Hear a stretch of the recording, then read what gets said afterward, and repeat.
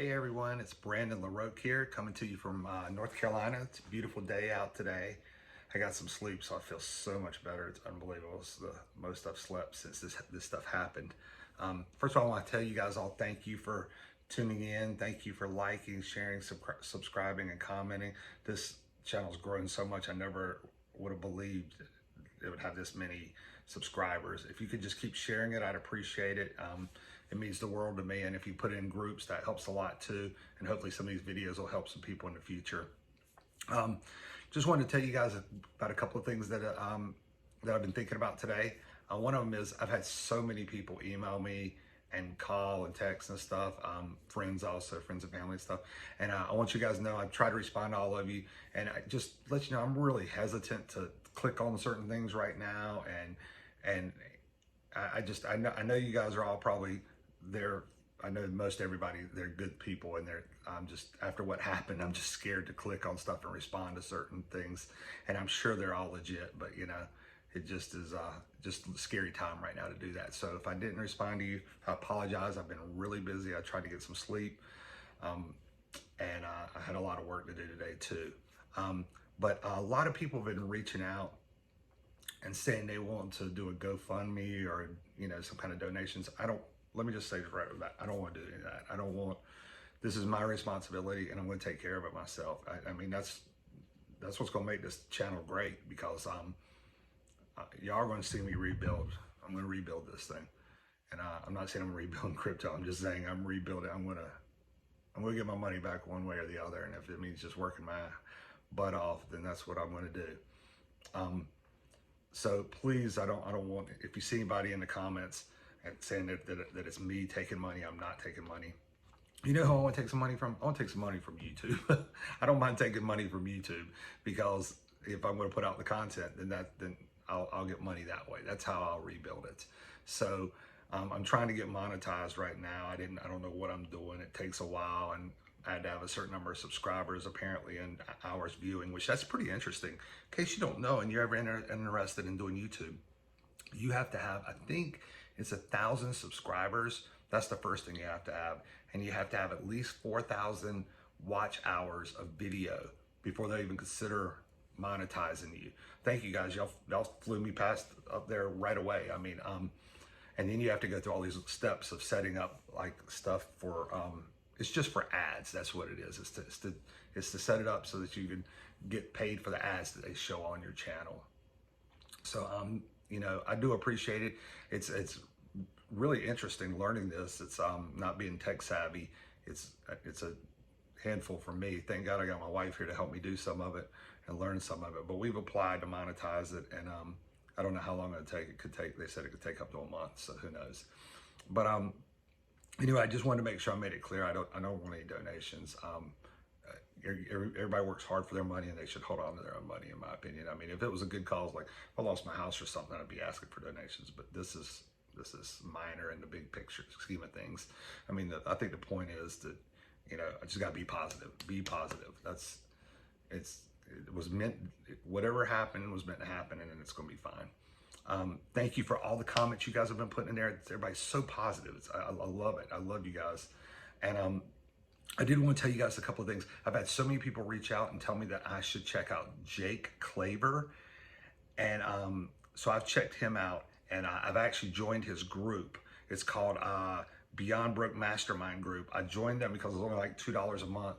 And apparently what they do is they handle a lot of stuff in crypto, and I think they just talk about everything in crypto. I'm not really even sure yet, but I do know that they are part of a recovery team who, I mean, they have an association with a recovery team that can try to help recover crypto. I don't expect to get any back, but I joined the group, and I also sent them an email, and they responded right away, but I haven't heard from the company that they connected with, which is the company they sent me to was called Bank Social. So anyway, I just want to let you guys know, if you've heard of Zach Claver or Beyond Broke Mastermind Group, if you wouldn't mind putting something in the comments, I'd appreciate to know what you think about it. If you've ever had any crypto recovered, I'd love to know, did it work out for you guys? I've had so many people emailing me, telling me the same things happened to them. I mean, not necessarily with LAPAL, but with other things like this. And, you know, it's crazy because people come in here and they're like, love watching your videos. Thank you so much for sharing your story. And I feel bad because then they start telling me about how they lost their crypto, and it's a bummer for people. But we're going to be good. This is going to lead me to something new. So anyway, I wanted to tell you about that. I also had some people contact me about a guy on X, which this is really interesting. I'm going to read you it, and it's long. A guy named on X, he is, let's see, he's Zach XBT. So Zachxbt. And he's on Twitter or X. And he did a story about my crypto, and apparently this is what he does, is he tracks crypto. He doesn't recover it, but he tracks it.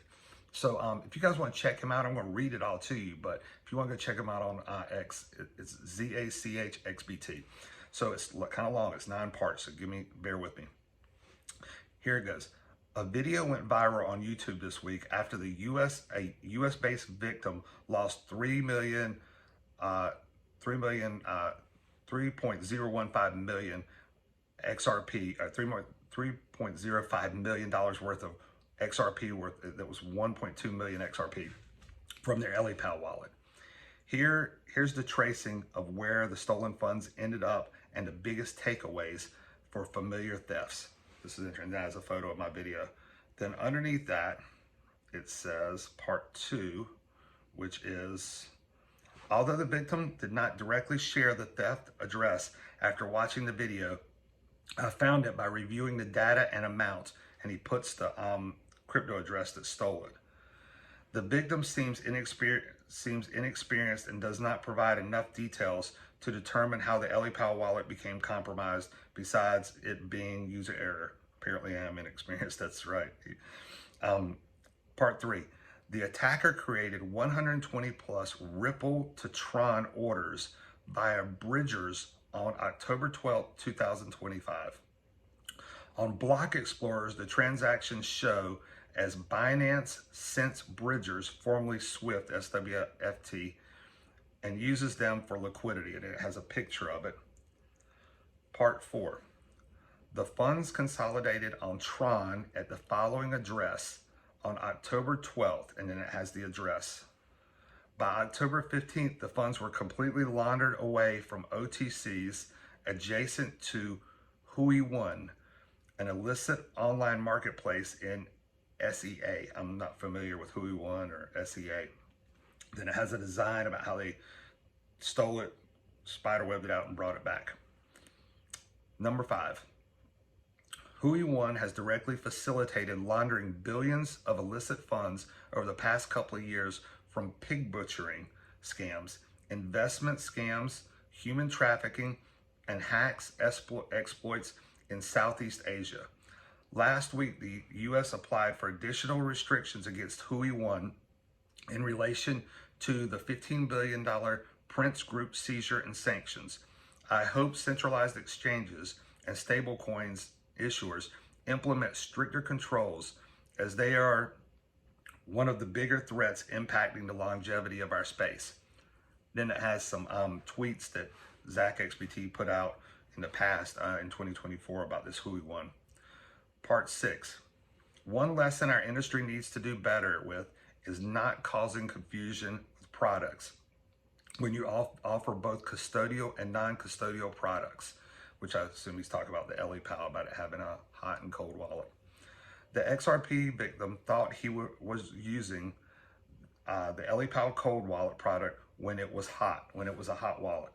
Frequently, I see large Coinbase support impersonation thefts where victims transfer from their Coinbase exchange account to a compromised Coinbase wallet after being social engineered. After, those victims sometimes state that they did not know the difference between the products. In case you're wondering, he's talking about Coinbase, whether it being on your web app, like the exchange, not an app, but it being on your exchange, like it'd be on your computer. But they also have apps for Coinbase, and that's like a hot wallet, what I was talking about in the past. Then he has some tweets about that he posted pictures of from LAPAL and some other things. Number 7. The XRP victim mentioned in a later video how they could not quickly get in touch with U.S. law enforcement for a $3 million theft. There's few law enforcement qualified to handle such cases and endless victim reports, so naturally incidents are overlooked. In general, the US, Netherlands, Singapore, France, etc. have been better jurisdictions for victims to work with from my experience though it ultimately depends on who is assigned to the case. It becomes much more unreliable in other jurisdictions and is extremely costly to go to the civil route. Number 8. Another lesson is that about 95% of recovery companies are predatory and charge large amounts for basic reports with few accountable insights. I have found the firms who optimize SEO, which I don't know what that is, tend to be more predatory. If you know what it is, you can comment in the comments. I'd appreciate it on any of the stuff that I tell you I don't know what it is. Predatory firms will pursue cases when recovery does seem not viable just to build desperate victims. Bad firms would have stopped tracing this XRP theft at Binance and have created a report saying contact Binance, when in reality the service was Bridgers, and would have failed to identify addresses linked to Hui1. Another issue for the few legitimate firms in desperate victims have unrealistic expectations about what's possible for recovery.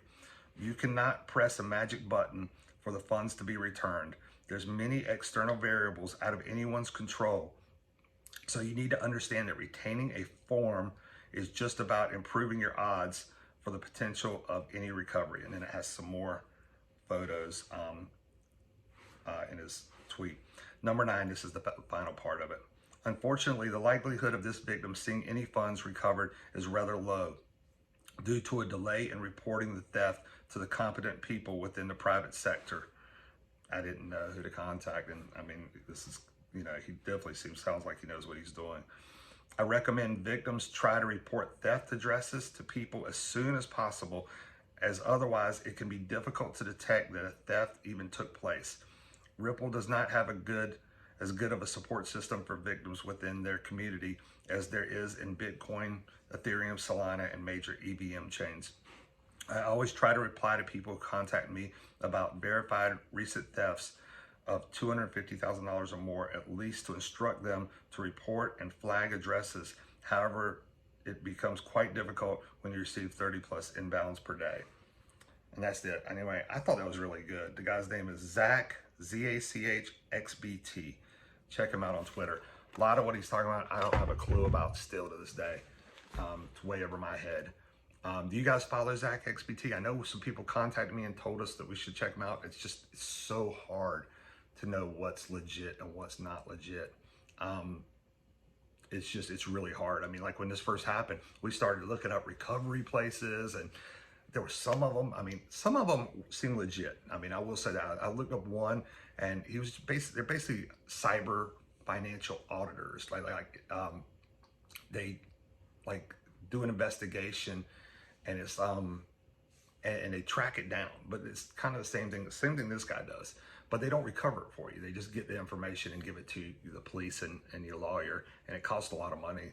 One guy wanted $7,500 up front. I just don't have it, and just can't do it. I mean, I got to cut my losses.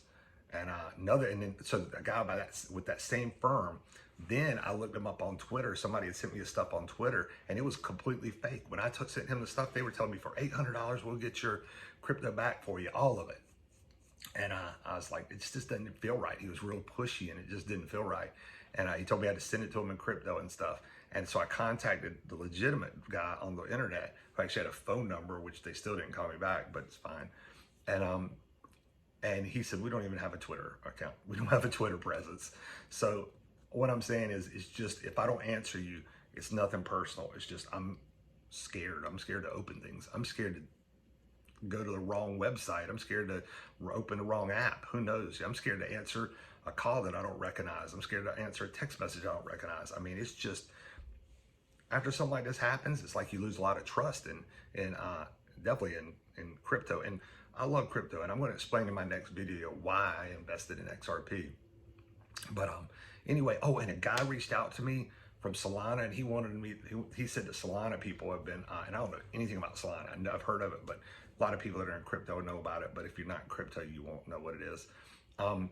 But Solana, he said the crypto community it spread like wildfire. The story did, and he said they really wanted to try to like create a wallet and donate money to me, and I told him no, I don't feel comfortable taking money from any of you or anybody else. I just but I just thought that was cool. So shout out to Solana. Shout out again to Economic Ninja. Shout out to James Rule XRP. All these people, you know, have helped spread the word. I still haven't been able to get in touch with to Economic Ninja. I sent an email to the address that I have been given a couple of times, but maybe I'll hear back from them tomorrow. I just thought it was awesome. You guys have been great. You guys have been great for sharing my videos and growing this audience, and I really do appreciate it. And I hope you guys have a great Monday. I've got to run out of town it's going to be for the most of the day, so I'll probably put out a video tomorrow. It'll be a little bit later when I put that video out. But thank you guys for sharing, and subscribing, and putting in all your groups. And I sure do appreciate you guys tuning in. Have a great Monday and a great week. Bye.